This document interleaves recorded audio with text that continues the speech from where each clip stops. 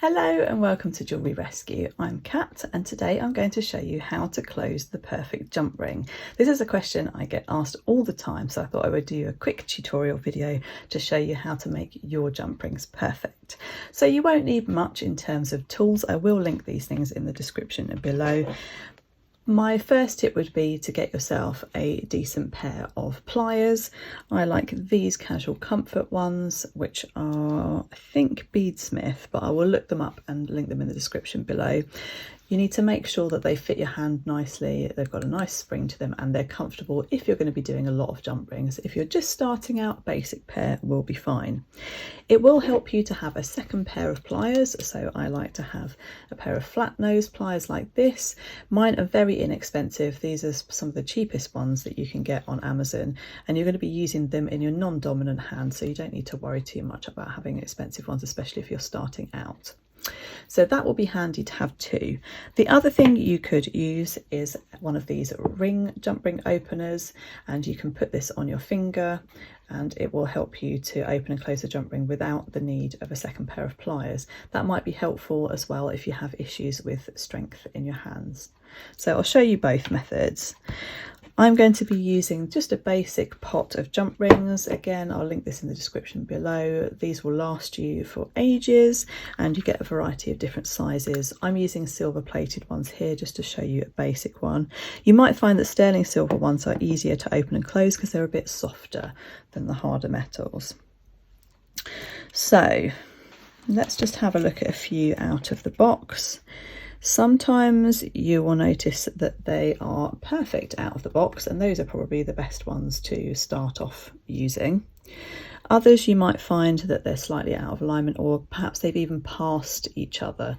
Don't start off with those because they'll be the hardest ones to use. You want to try and find one that has already been quite nicely closed.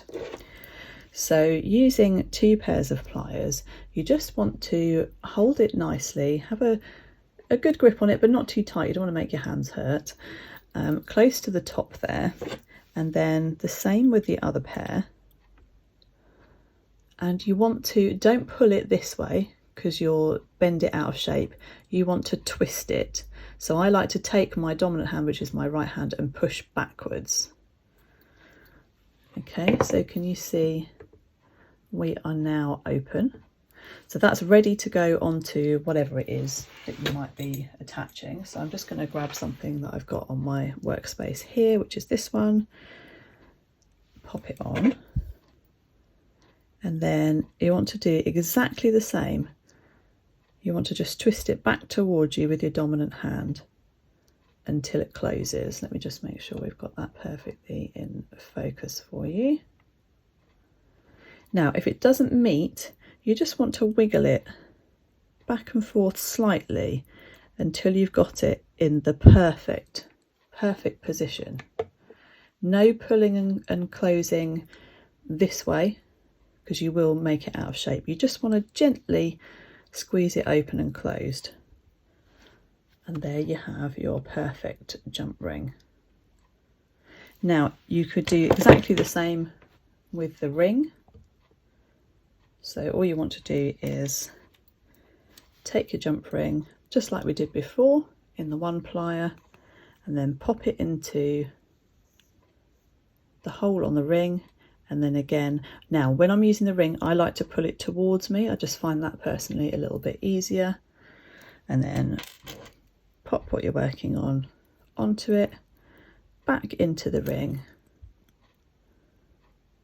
And then you can just squeeze it back down into shape. Now this one hasn't quite passed perfectly, so I'm just going to squeeze it to bring it back into alignment.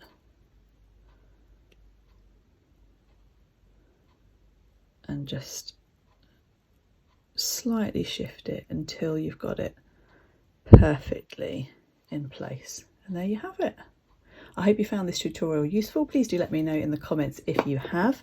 I do have a tutorials playlist which you might like to check out for other jewellery making tips. Don't forget to hit that like for me and subscribe as well, and I'll see you in the next one. Bye guys, thanks for watching.